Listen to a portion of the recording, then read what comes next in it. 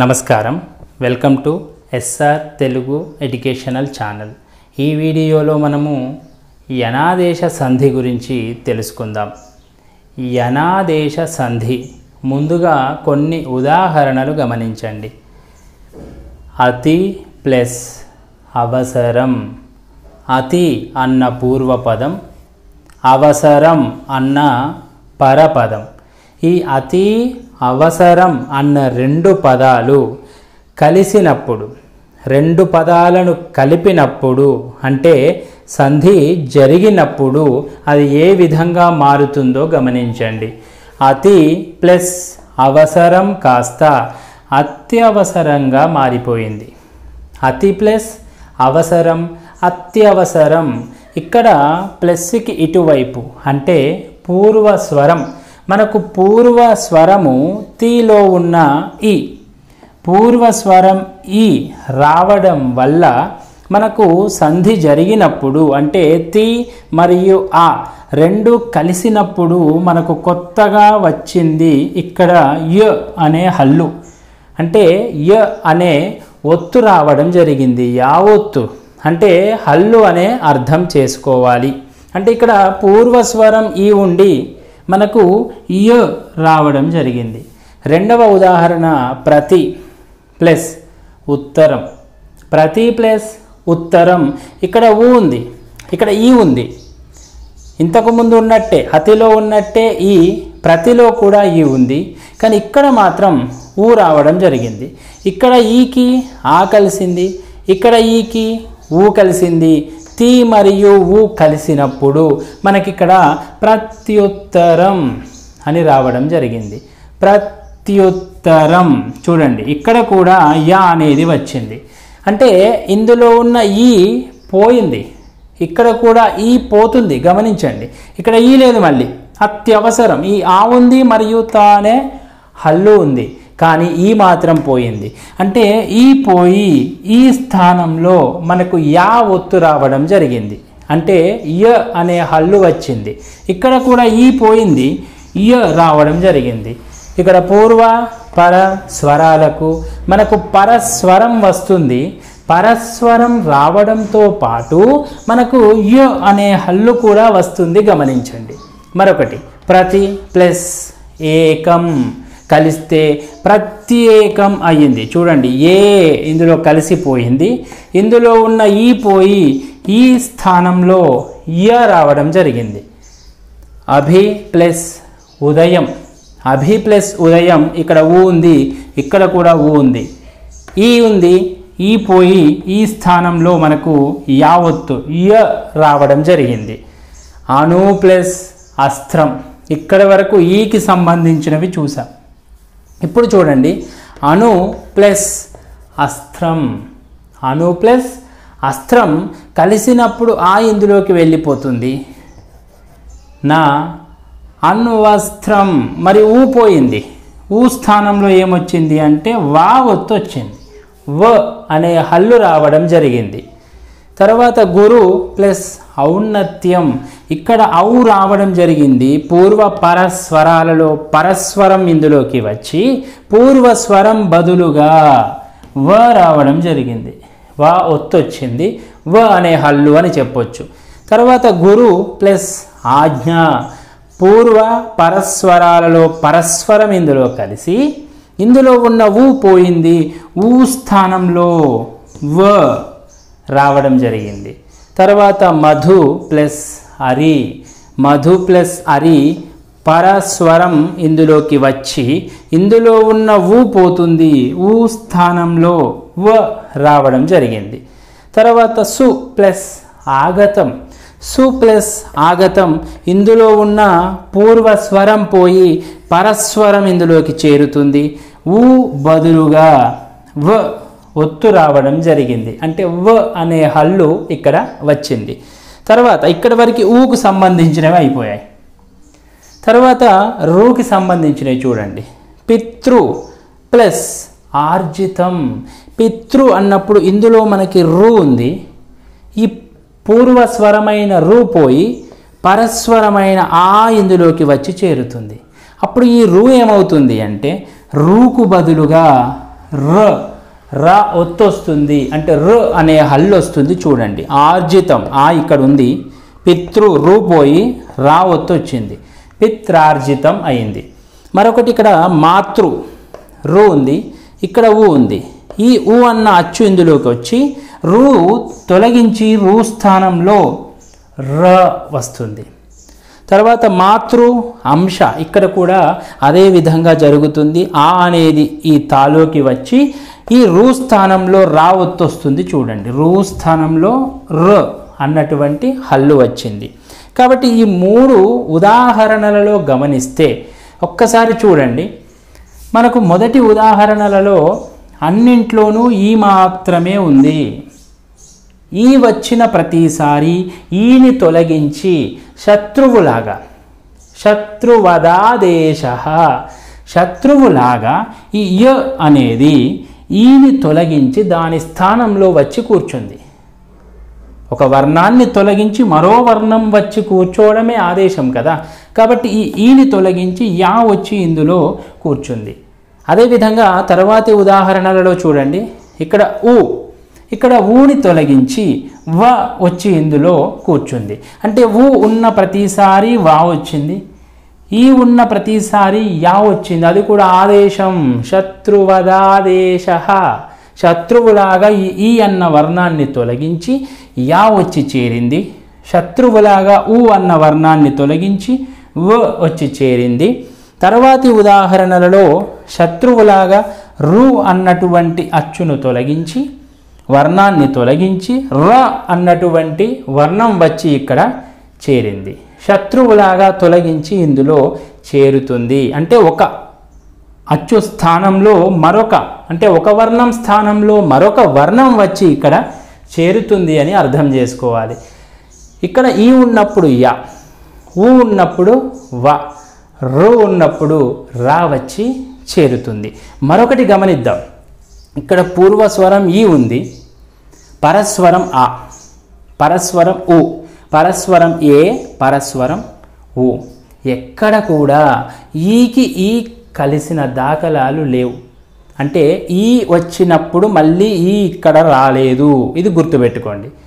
ఇక్కడ ఊ ఆ వచ్చింది, ఆ ఊ ఆ ఆ, అంతేగాని ఎక్కడా ఊ స్థానంలో ఊ రాలేదు చూడండి. అంటే పూర్వస్వరం ఊ ఉన్నప్పుడు పరస్వరం ఊ రావట్లేదు, పూర్వస్వరం ఈ ఉన్నప్పుడు పరస్వరం ఈ రావట్లేదు. అదేవిధంగా ఇక్కడ చూద్దాం, రూకి ఆ ఉ అ వచ్చింది, అంతేకాని రూ రాలేదు. అంటే పూర్వస్వరం రూ ఉన్నప్పుడు పరస్వరంగా రూ రాలేదు. ఏ ఉదాహరణలలో కూడా పూర్వ పరస్వరాలు ఒకటే వచ్చిన దాఖలాలు మనకు కనిపించలేదు. ఇది అర్థమైంది కదా. ఒకసారిగా దీని సూత్రాన్ని గమనిద్దాం. ఈ ఉ రు, ఈ ఉ రు, ఈ ఉ రులకు అసవర్ణములైన అచ్చులు, సవర్ణములు, అసవర్ణములు. ఇప్పుడే చెప్పుకున్నాం, ఈకి ఈ రాలేదు, ఊకి ఊ కూడా రాలేదు, రూకి రూ కూడా రాలేదు. కాబట్టి అసవర్ణములైన అచ్చులు పరమైనప్పుడు, పరస్వరంలో వచ్చినప్పుడు యన్నులు ఆదేశంగా వస్తాయి. ఆదేశం శత్రువదాదేశ, యన్నులు ఆదేశంగా వస్తాయి. అసలు ఏంటి ఈ యన్నులు, ఈ అసవర్ణములు ఏంటి ఒక్కసారి గమనించండి. అసవర్ణములు మనకేమీ లేదు చూడండి. ఇది ఉదాహరణకు ఇదొక వర్ణం అనుకుందాం. వర్ణం ఏదైనా కావచ్చు, ఆ కావచ్చు, కా కావచ్చు, వ కావచ్చు, రు కావచ్చు, ఏదైనా ఒక వర్ణమే అని చెప్పొచ్చు. ఇక్కడ ఇది ఒక వర్ణం అయితే ఈ వర్ణానికి సవర్ణం, మనకు సవర్ణ దీర్ఘ సంధిలో వచ్చింది. ఏంటి సవర్ణం అంటే ఆకు ఆ కలిస్తే సవర్ణం, కాకి కా, వాకి వా, రాకి రా కలిసింది అనుకోండి, అప్పుడు సవర్ణం అని చెప్పొచ్చు మనం.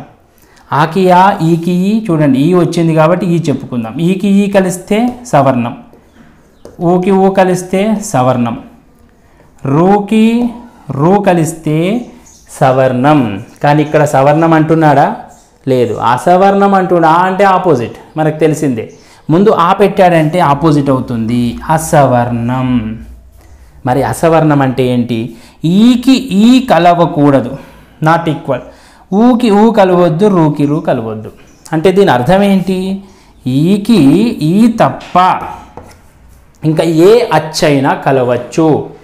అలాగే ఊకి ఊ తప్ప ఇంకే వర్ణమైనా కలవచ్చు. ఏ అచ్చైనా సరేగా. ఊ ఒక్కటి వదిలేయండి, ఆ కలవచ్చు, ఈ కలవచ్చు, అలాగే రూ, ఏ, ఓ ఏదైనా కలవచ్చు. మొత్తానికి ఊ కలవద్దు. రూకి కూడా రూ కలవకూడదు. రూకి రూ తప్ప మిగతా ఏదైనా కలవచ్చు. మిగతా అ, ఈ, ఉ, ఏ, ఓ ఏ అచ్చైనా కలవచ్చు. రూకి రూ మాత్రం కలవద్దు, మిగతా ఏదైనా కలవచ్చు అని అర్థం ఈ అసవర్ణం అంటే. ఇక్కడ అదే వివరించాను చూడండి. ఈకి ఈ కాకుండా వేరే ఏ అచ్చైనా కలవచ్చు. ఊకి ఊ కాకుండా వేరే ఏ అచ్చైనా కలవచ్చు. రూకి రూ కాకుండా వేరే ఏ అచ్చైనా కలవవచ్చు. మరి ఇక్కడ అసవర్ణములైన అచ్చులు ఇదే. ఈకి ఈ కాకుండా, ఊకి ఊ కాకుండా, రూకి రూ కాకుండా వేరే అచ్చులు పరమైనప్పుడు చూడండి, ఇక్కడ పరస్వరాలుగా వచ్చినప్పుడు ఈ అన్నులు ఆదేశంగా వస్తాయి. ఈ అన్నులు అంటే ఏంటి? ఈ అన్నులు తప్పకుండా గుర్తుంచుకోవాల్సిన విషయం. మనకు తప్పకుండా అడుగుతాడు అన్నులు అంటే ఏంటి, వృద్ధులంటే ఏంటి, సవర్ణాలంటే ఏంటి, ఇలాంటి ప్రశ్నలు తప్పకుండా వస్తాయి. ఈ అన్నులు అంటే ఏంటి అంటే యావారాలను ఎన్నులు అంటాం. అంతే, యావారాలను ఎన్నులు అంటాం. ఈ యావారాలు కూడా ఎట్లొస్తాయి? ఆదేశం, శత్రువదాదేశ ఆదేశంగా వస్తాయి. అంటే ఈ తొలగించి ఈని తొలగించి యా వస్తుంది, ఊని తొలగించి వా వస్తుంది, రూని తొలగించి రా వస్తుంది. అందుకే యావారాలు ఆదేశంగా వస్తాయని చెప్పాడు. మరి ఎందుకు ఈ బదులుగా యానే వస్తుంది, ఊ బదులుగా వానే వస్తుంది, రూ బదులుగా రానే వస్తుందో తెలుసుకుందాం. ఎందుకంటే చూడండి, ఉదాహరణకు నేను ఒక పదం తీసుకున్నాను. నేను ఇక్కడ ఇల్లు అన్నాను అనుకోండి. ఇల్లు అన్నాను, ఒక్కొక్క ఉదాహరణ చెప్తాను. ఇల్లు అన్నాను. ఈ ఇల్లునే నేను ఇలా కూడా రాస్తా ఒకసారి. ఇల్లు ఇల్లు, ఇల్లు ఇల్లు పలికి చూడండి. ఇల్లు ఇల్లు, ఇల్లు ఇల్లు పలికే సమయంలో అంత ఎక్కువ భేదం అనేది మనకు కనిపిస్తలేదు. ఇల్లు ఇల్లు, ఇక్కడ ఇక్కడ, ఏది ఏది. మనం అచ్చు వాడినా ఎడాగమం వాడినా మనకు ఎక్కువ భేదం లేదు. ఇక్కడ ఒకలాగానే అనిపిస్తుంది చూడండి. ఇల్లు ఇల్లు, ఇక్కడ ఇక్కడ, ఏది ఏది. ఇలా ఈకి బదులు యా వాడవచ్చు. వాడినా కూడా మనకు పలికే విధానం అంత ఎక్కువగా భేదం కనిపిస్తలేదు. అందుకే ఈ బదులుగా యానే వస్తుంది, అది గుర్తుపెట్టుకోండి. మరి ఇంకొకటి ఊ చూద్దాం. ఉదాహరణకు ఒకటే ఉదాహరణ చెప్తాను. ఉంది ఉంది, ఉంది ఉంది, ఉంది ఉంది, ఉన్నావు ఉన్నది, ఉన్నది ఉన్నది, ఉన్నావు ఉన్నాను. అంటే ఊ వాడుతున్నా, వాకు కొమ్మిచ్చి ఊ వాడుతున్నా పలికే విధానంలో భేదం ఎక్కువగా కనిపించడం లేదు. ఇక్కడ ఉంది అన్నా ఒక్కలాగానే ఉంది. ఉన్నావు ఉన్నావు అంటే ఊ వాడుతున్నా వా వాడుతున్నా ఒక్కలాగానే పలుకుతున్నాము. కాబట్టి ఇక్కడ మనకు ఊ బదులుగా వా వస్తుంది అని గుర్తుపెట్టుకోండి. అందుకే ఈకి యాకి భేదం ఎక్కువ లేదు. ఇందులో కూడా ఈ పెట్టినప్పుడు ఊకి ఊకి భేదం ఎక్కువ లేదు. ఇందులో కూడా ఊ అచ్చు ఊ పెట్టినప్పుడు. అదేవిధంగా ఇక రూని చూద్దాం. ప్రస్తుతం మనము రూ బదులుగా రూనే వాడుతున్నాం. ఉదాహరణకి మనము ఇక్కడ ఋషి అని రాయాలి, కానీ మామూలుగా ఋషి రాస్తున్నాం, భేదం పోయింది. కాబట్టి ఋషి అన్న ఒకేలాగా పలుకుతున్నాం. ఋతువు అన్న ఒక్కలాగే పలుకుతున్నాం. కాబట్టి రుకారం ఇచ్చినా మామూలు రా పెట్టినా ఒక్కలాగానే పలుకుతున్నాం. ఈ పలికే విధానం అంత ఎక్కువ భేదం లేదు ఇక్కడ ప్రస్తుతానికి. కాబట్టి భేదం లేదు కాబట్టి ఇది రూ బదులుగా మనకు రా అనేది రావడం జరుగుతుంది. అందుకే ఈ వచ్చిన ప్రతిసారి యా, ఊ వచ్చిన ప్రతిసారి వా, రూ వచ్చిన ప్రతిసారి రా వస్తుంది. అంతే. ఈ ఊరుల బదులుగా యా వారాలు వస్తున్నాయి. అవి కూడా ఆదేశంగా. అంటే ఈ తొలగించేసి యా వస్తుంది, ఊను తొలగించేసి వా వస్తుంది, రూని తొలగించేసి రా వస్తుంది. ఈ ఊరులు యావారాలుగా మారిపోతున్నాయి. అందుకే ఇక్కడ యావారాలు వస్తున్నాయి కాబట్టి యావారాలను ఎన్నులు అంటాం. ఎన్నులే యావారాలు. ఎన్నులే యావారాలు. ఎన్నులే యావారాలు. కాబట్టి ఎన్నులు అంటే యా, వా, రా అవి కూడా ఎలా వస్తాయి? ఒత్తులుగా. యా ఒత్తు కనిపించినా, వా ఒత్తు కనిపించినా, రా ఒత్తు కనిపించినా విడదీసినప్పుడు ఆ ఒత్తులు ఉండవు. మరి ఏముంటాయి? యావత్తు పోతే ఈ రావాలి, ఎందుకంటే రెండింటికి భేదం లేదు కదా. వావత్తు తొలగిస్తే ఊ రావాలి, భేదం లేదు. రావత్తు తొలగిస్తే రూ రావాలి అని గుర్తుపెట్టుకోవాలి. అంటే దీన్ని బట్టి ఒక పదం చివర రూ ఉన్నప్పుడు ఆ రెండు పదాలు కలిస్తే రూ పోయి రావత్తు వస్తుందన్నమాట. ఈ విధంగా ఈ ఊరులు యావారాలు సంధి జరిగినప్పుడు యావారాలు ఉంటాయి, విడదీసినప్పుడు ఈ ఊరులు కనిపిస్తాయి.